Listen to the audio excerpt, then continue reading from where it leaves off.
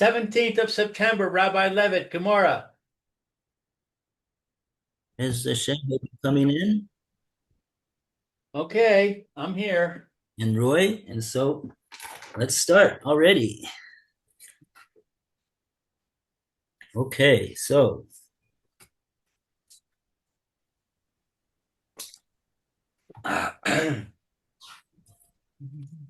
morning, good morning, Phil. Hey, good morning. Just that get to a normal place to sit down. Oh, you're on your way. Okay. By tomorrow. I'm home now. I just arrived home. Okay.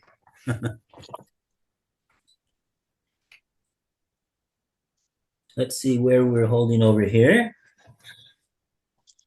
Didn't write it down, so now it's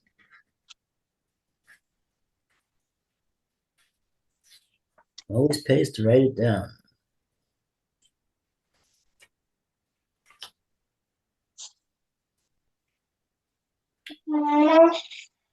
Oh. Oh yeah, so we were talking about Kikaros Shel Nachton, and then we talked about oh, so oh, so the Gemara made a diuk. We see that Shel Balabais would be Chayv Lahachriz, and that's a refutation of Rabbah.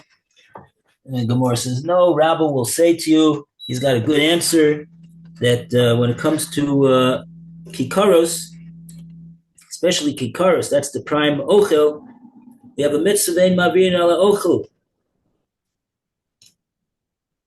This is a also halacha, speaking of halachas, somebody passing in the street and he sees food on the ground, he should surely, obviously, shouldn't step on it.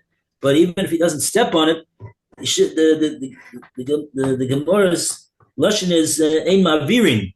He shouldn't pass by Ochel. So what should he do if he shouldn't pass by? Should he stay there forever until Mashiach comes? He should pick it up. Just pick it up so somebody else won't step on it, trample over it. So we're not concerned that this Kikar Shabbat Bais is going to get trampled on because it's going to get picked up. So and so even Gemara says, what about the fact there's non-Jews? They don't have that halacha, so they'll be stomping on the ochel. No, says the Gemara, they're not going to do that either. They're chayish l'kshafim. Rashi explained there's some type of they think that sevurim shemachmas kshafim hunchu l'sham. What's this bread? What's this loaf of bread doing on the ground over here? People are walking. Obviously, it must have been put there by a witch, and she's trying to get people to. He's trying to injure people. So he's not going to have anything to do with that either. He's going to leave it there.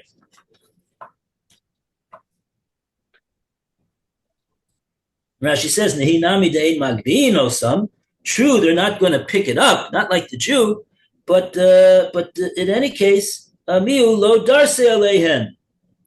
But they won't trample on it. So the common denominator, this kikar is not going to get trampled on, even in the Rishus Rabbim, and Rabbah will agree in this case that the din should be chayav lahakris. Okay. Oh, so now that brings us up to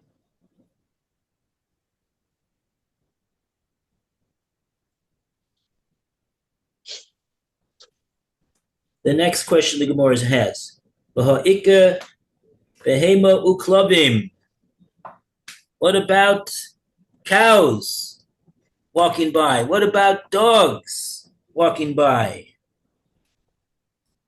They don't have the halacha, and they're also not worried about witches. So we call upon Roy to start the reading for today. See where we are, Roy? That Nichrim, Hayashi, that it? No? Wait a second. That's the first word in the line, Nachrim, Chayshe L'Kshafim, and so therefore we don't have to worry that they're going to stemple on the kikar. And but now the Gemara challenges continue. V'ha'ika behema uklavim. Right. But there are livestock and dogs that trample those and obliterate their identifying marks. The Gemara answers, Atira Delo Shichai Behema Uchalovin. The Mishnah's ruling speaks of loaves found in a place in which livestock and dogs are not common. So one who finds homemade loaves there must announce them. Go on, or? Okay, yeah. There's any Rashi? There's no Rashi on that. Okay. So Gemara attempts to draw a parallel between this dispute and an earlier Tanaic dispute. Lima Besanai. Are we to say that the dispute between Rava and Rava regarding the status of an identifying mark that tends to be trampled is in fact the same as the following dispute between Tanaim recorded in our Mishnah? Rabbi Yehuda Omer, Kol Davar Sheyesh Bo Shenoi. Rabbi Yehuda says that anything that has something unusual in it, Chayiv Lehavarish, one is obligated to announce. Beitzod, also, what's an example of this? Matzah, Igul, Uvasoho, Heres. If one found a round cake of pressed figs with a pottery shard inside it, the car Uvatoho Maos, or a loaf of a loaf with coins inside it, Miklol, this implies the Sena Kama Tova, that the Tana Kama, who does not offer this rule, holds Array Elo Shalo, that these cakes of pressed figs belong to the finer, even if they contain a shard. Before explaining this argument, the Gemara clarifies the assumptions underlying it.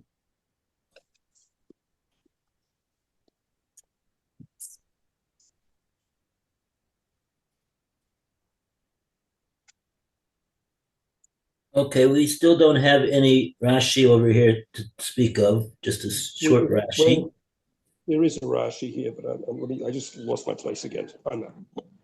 I could see that there is a. Yeah,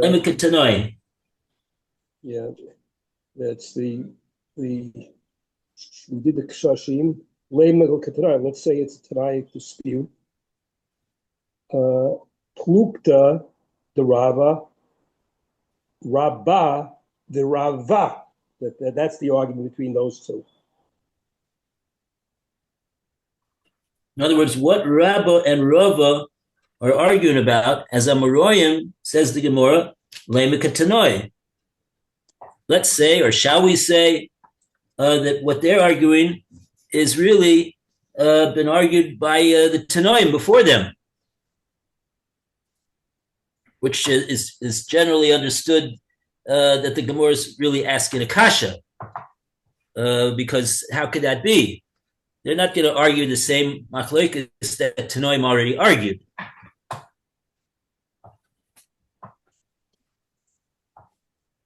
Okay, so now we're going to go back to the Gemara, and the Gemara is going to, I guess, further analyze what's the dispute of the Tanoim actually. The Varua, those posing this question assume to Kulei Olama, that everybody, that's both the Tanakama and Reb Yehuda, holds, Soman Haba Ma'elav Have Simon. Everyone holds that an identifying mark that may have come about on its own, that is accidentally, is treated as an identifying mark. Umachirin al ha'cholon. Moreover, both the Tana, Kama, and Reb Yehuda are of the opinion that one may pass by food on the ground and leave it there. Thus, the cake of pressed figs, says the art scroll, and the loaf are apt to be trampled underfoot and have their unusual features obliterated. So, having explained its two assumptions regarding the points. Wait, Roy, there's a Rashi on this. Okay. The Rashi was that it came on its own. I'm trying to find, there it is. Abba Me'elav, it came by itself. Harui,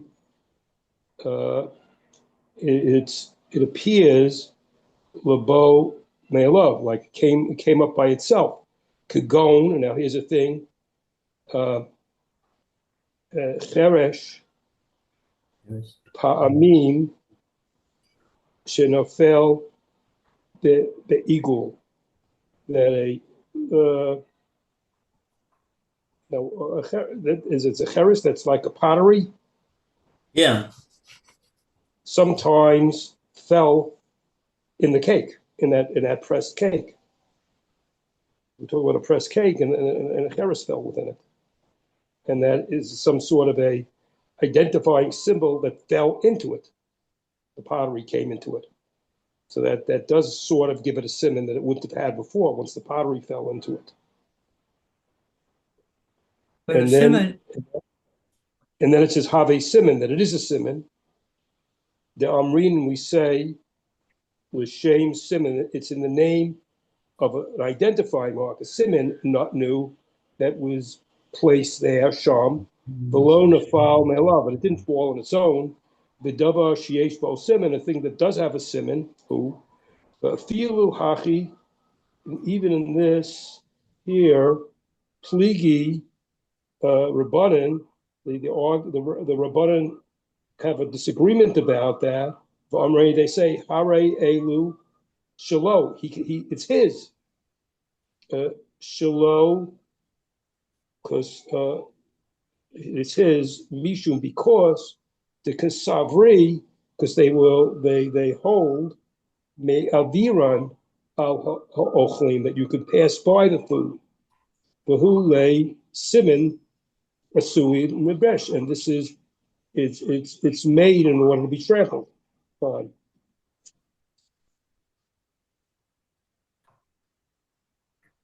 Okay, so let's review what we have over here. We're talking about a thing of a cake of figs, and Rashi says that sometimes you got a pottery shard that could fall into this eagle, into this fig cake, and like that, there'll be some that will say that that amounts to a simon, and so now it's got a halachic status of a fig cake that's got a simon. But nevertheless, the Rabbanan will say that no, that doesn't count as a simon. Why not? Because they hold that mavirin ala ochlin. They argue and say that there is that whatever the propriety of the matter, but the fact of the matter is that people do walk by bread and they don't pick it up, and they could even end up getting trampled very easily by goyim or dogs or livestock, and therefore what? and therefore it's regarded as a siman which is asli lidros, which is so now we have a case, say the Rabbanon, of a siman which is asli lidros, and their view on that is so now we've got a machlokes tanoim about a siman which is asli lidros.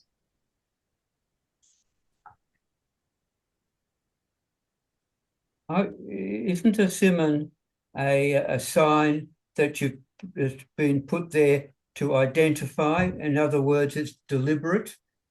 If it's accidental, then how can it be a siman? And you wouldn't even know it sometimes. How would I know that the shard fell into my cake?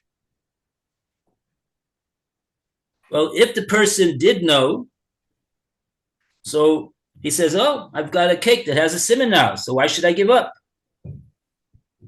And who's going to buy a cake with a pottery shard in it? Might be other little pieces all around in it. Not for sale. He's not selling it. It's his. Well, I wouldn't eat it. I'd chuck it out. Why? It's a good fig cake. You just have to don't eat the pottery shard. What's the problem? Well, how do I know what little bits of pottery shards are around, little crumbs of it? Check. Wash them off, Roy. It's easier said than done. Anyway, the point is that it is an identifying mark, which it means it's deliberately put there by the, I suppose, by the owner. Well, we're seeing over here. Maybe that's going to be a machlokes. Maybe that gufa is going to be part of the dispute. Whether we say a siman which is ba me'elav, a siman which comes not by the owner consciously knowing about it or putting it there, but it came by itself. Like Rashi says in the example that Rashi gave, is the pottery shard in the fig cake. Came by itself. So maybe that's part of the machlokes. But that's not really nogeya. That's not really nogeya to Rabba and Rava. Rabba and Rava didn't argue about such a thing. All right. They argued about a siman which is asli lidros. So it's we're going to see in a minute how the Gemora is gonna explain all of this. But I'm just saying right now, that sounds like the direction that we're going in order to say that we have a machlokes tanoim on this matter of siman which is asli lidros.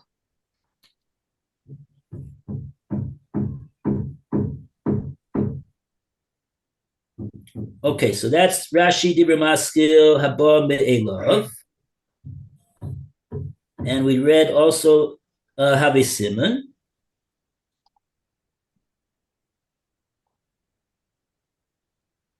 Oh, well, okay. I mean, the Gemora, in other words, the Gemora took on L'kuli Alma, Siman Haba Me'elav Have Siman.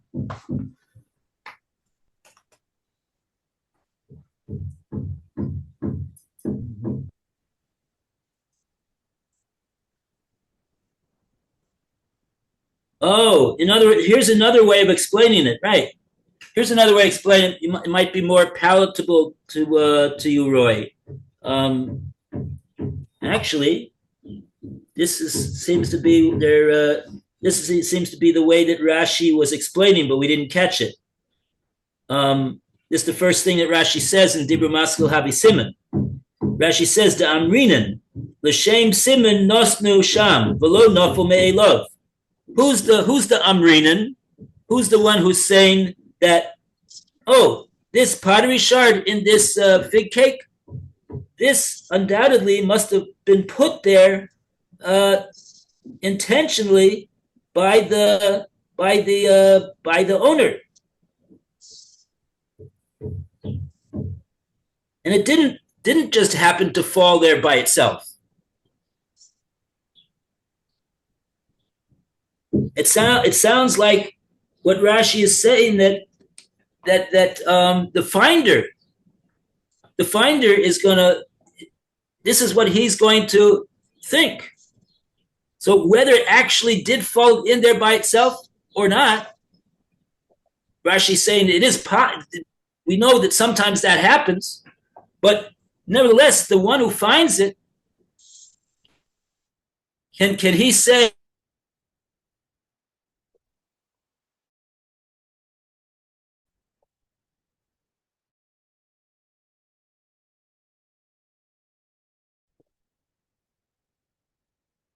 hey, oh, that's not the it's not the correct way to think about it.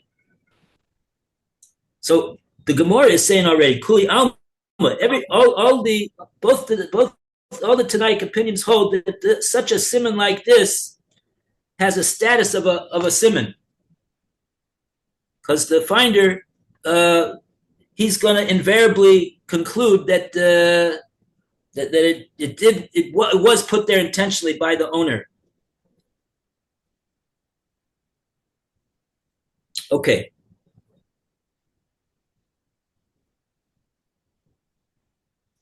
Everybody holds my. Okay, so let's read further in the Gemara. Right now, we're up to my love. My love, is it not the simon Isu or Isu the Ross ka mifol go? Is it not that they disagree about an identifying mark that tends to be trampled and obliterated by passers-by? Sovar, this master, the Tanakama holds, Lo Hare Simon, that it is not treated as an identifying mark. And the editors go on, thus whoever finds the object, even with the identifying mark intact, is not obligated to announce it. Umar Sovar, however, on the other master, Reb Yehuda, holds that Hare Simon, this is treated as an identifying mark, despite its tendency to be obliterated. Thus one who finds it, says the Utscroll, with the shard or coin still in place, is obligated to announce it. This interpretation of the dispute makes it identical to the dispute of Rava and Rava. Okay, so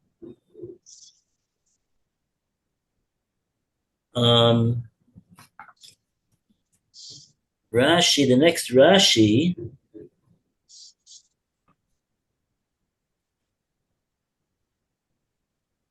Rabbi Yehuda Savar Habe Simon,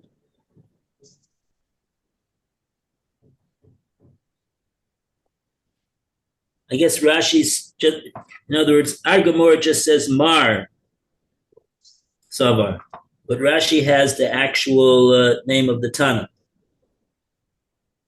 Okay, so we have that Rashi, and we have the next Rashi to read.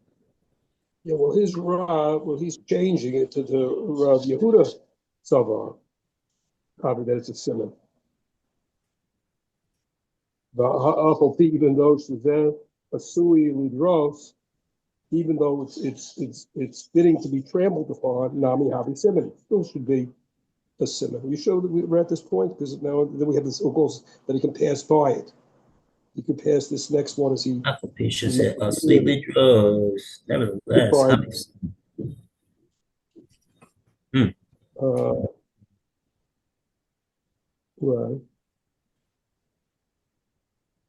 Right. Then the next thing is we did the Rabbi Yehuda. The next one says Mavir in it, so he can pass by the food. If you'll hear Kikros shel Baal Abayit, even the loaves of homeowners are chayiv, he has to announce it. The simon asu lidros, that there is a simon that's made, trampling them. Havi simon is a simon. The eagle, the pressed cakes, ayun, time of the reason, the simon haba, that's a simon on him. Lav simon is not a simon. The Rabbi Yehuda Savre, is a simon. I'm not sure it's in the same spot as Rabbi Yehuda, because he talk about Rabbi Yehuda without it saying Rabbi Yehuda anymore. Eagle Hainu Timer, the Simon. Simon.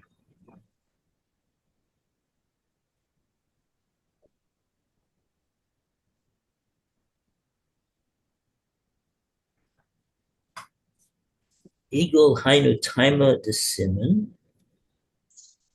Abame love of Simon.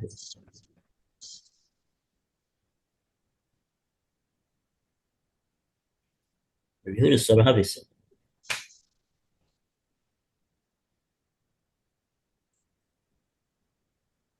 Okay, so fine. So that's the Gemora's suggestion.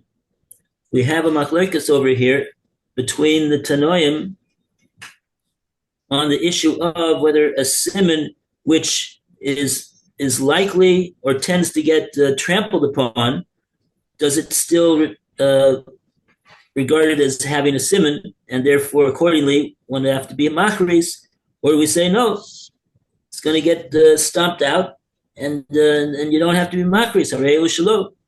So we see the same machlekes that Rabba and Rabba are arguing about has already been argued before by the Tanoim. So that's schwer.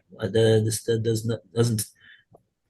So now the Gemora is going to have to explain why what the Tanoim are saying is not really exactly the same issue that Rabba and Rabba are dealing with. Let's see how they do that. Okay. Oh, you want to give the baton to Lou? Yes, that'd be a good idea.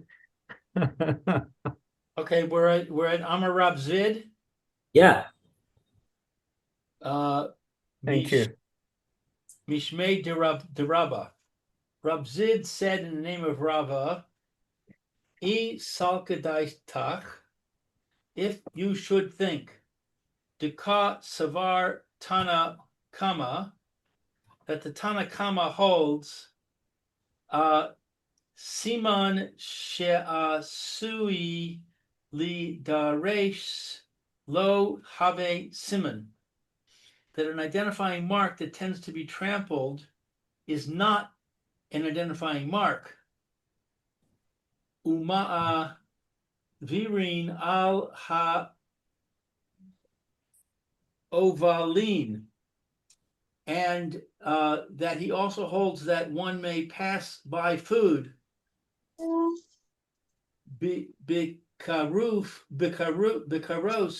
kikaros shel baal habayis bereshus harabim amai machriz. Then why does the Mishnah rule earlier that one who finds a householder's homemade loaves in the public domain must announce?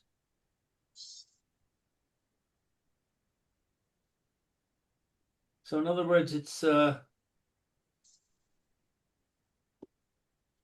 if he holds that identifying mark is not identifying mark, and that one may pass food, therefore that the mark will be obliterated, why would he hold that you have to announce? He should hold that we assume that the identifying mark is no good, and me'ayush. Reb Zvid mishmei de Rava.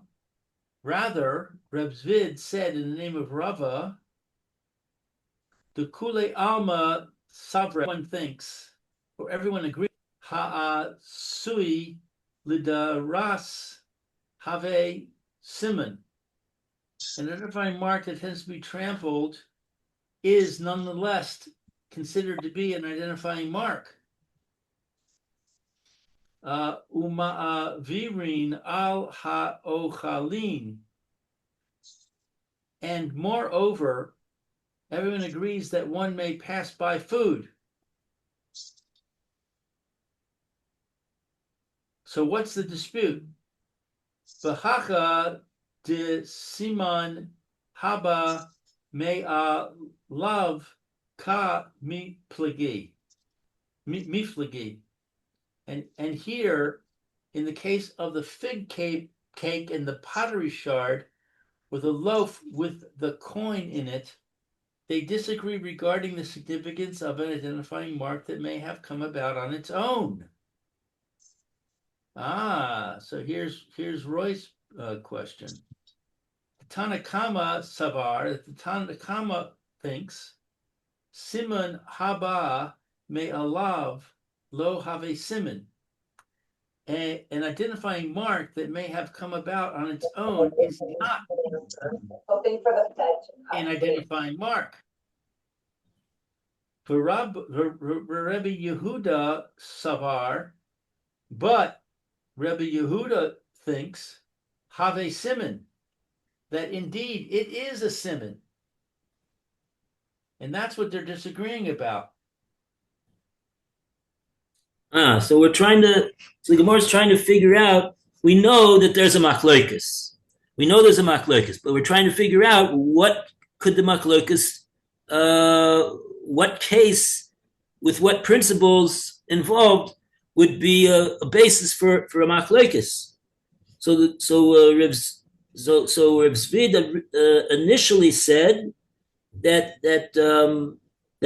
if you thought that the Tanakama held that a simon, which is Utsi Lidros, is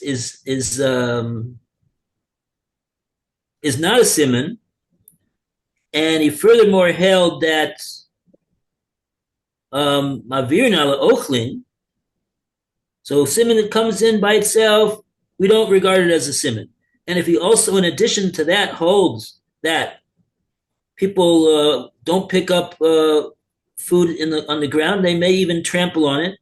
So then these kikaros, why should my machris? What basis would there be to say that he would argue and say, the Tanakama, that one finds such a thing, pottery shard in the that's the old trick, finding the pottery shard in the fig cake.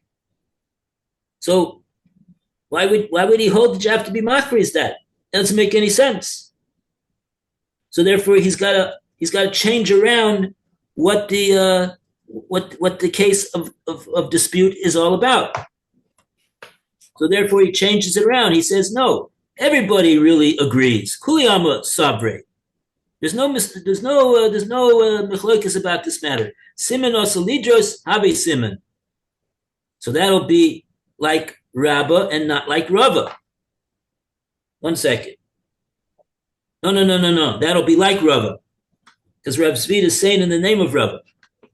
In other words, Rava is attempting to make both Tanoim agree to him. Rava says they both agree to what I hold, that simon osalidros is a simon. They don't argue about that. And they furthermore hold Mavirin ala Ochel. They don't argue about that either. So if so, then why does one say you have to be machris and another one say no? That's because from the get-go, simon haba me'elav is their machlokes. That's what they're arguing about. Maybe it's not a simon altogether. Tanakama says, maybe the Tanakama holds that is not a simon, and Rabbi Yehuda says that it is a simon. That's why he says you have to be machris.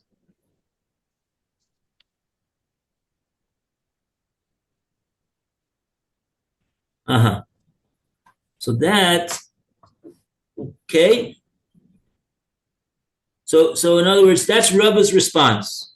You're asking on me, how could I argue with Rabba about this matter? I'll tell you, both of those Tanoim agree to me that the simon, which is Asi Lidros, is yes a simon.